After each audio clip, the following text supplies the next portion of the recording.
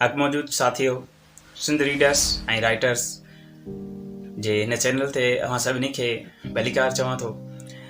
अॼु खां बाक़ाइदे सां हिन चैनल जी आगाज़ कयां पियो ऐं सभ खां पहिरीं कहाणी अमर जलील जी किताब जॾहिं मां न हूंदुसि ओशन पब्लिकेशन जी पब्लिश थियल आहे। उन मंझां मुंहिंजी पंहिंजी पसंदीदा कहाणी जलावतन जंहिंखे आउं पंहिंजे आवाज़ में रिकॉर्ड कयो आहे ऐं अवां सजननि सां वंड कयां पियो।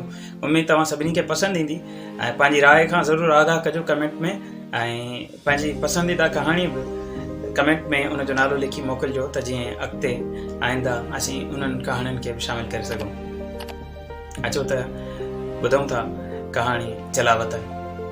जॾहिं मां न हूंदुसि कहाणियूं अमर जलील रोशनी पब्लिकेशन कंडियारो। कहाणी आहे जलावतन। थूहर जे टिड़ियल पखड़ियल पाछनि में हिकु ॾुतड़ियल हाल शख़्स मथे हेठां पथर ॾेई सुम्हियो पियो हो।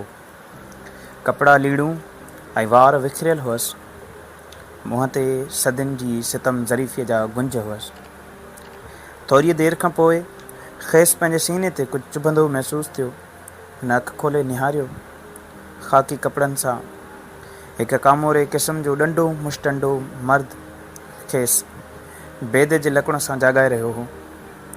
ख़ाकी कपिड़नि वारे मर्द चयो, उथो जी एॾी निंड ना कर। ॾुतड़ियल शख़्स पुछो, सुम्हण ते बंदिश पइजी वई आहे छा?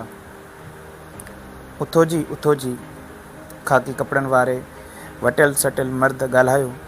थूअर जी छांव में बि कोई सुम्हंदो आहे? हू उथी वेठो। लीड़ुनि सां अंग ढकींदे वराणियई, हितां जा वण वढिजी विया आहिनि। हीअ सिंध आहे। ओ छॾो जी, मर्द रोबदार आवाज़ में चयो। अचो जीप खे धिको ॾियो। हू उथी बीठो। लीड़ूं लटा छंडे ख़ाकी कपिड़नि वारे शख़्स जे कढ हलंदो। कचो छॾे डामर जे पके रस्ते ते अची पहुतो। सड़क ते जीप बीठी हुई। जीप में रंगारंगी कपिड़नि ऐं ख़ुशबुअनि सां बहकंदड़ औरतूं वेठियूं हुयूं। ख़ाकी कपिड़नि वारे मर्द जीप में वेहंदे ॾुतड़ियल शख़्स खे चयो, हा साईं, लॻायो धिको। हिन जीप खे धिको ॾिनो। जीप जी बंदि मशीन उठ जी ओगर जहिड़ा आवाज़ करे घरड़ाहट करे हलणु शुरू कयो। ख़ाकी कपिड़नि वारे मर्द ब्रेक ते पेर रखी जीप बीहारींदे चयो, असीं भिटशा वञी रहिया आहियूं। तूं शाह लतीफ़ जो मेलो ॾिसंदे? मां भिटशाह खां जलावतन थियल आहियां। हिन निड़ तां पगर उगंदे वराणियो, मूंखे भिटशाह ते पेर पाइण जी बि इजाज़त नाहे। ख़ाकी कपिड़नि वारे मर्द खेसि हैरत विचां वारनि खां पेरनि ताईं जाचे ॾिठो। पुछियईं, तूं केरु आहीं? मां शाह अब्दुल लतीफ़ आहियां। हिन जवाबु ॾिनो ऐं पोइ थूअर जे टिड़ियल पखड़ियल पाछनि ॾांहुं हलियो वियो।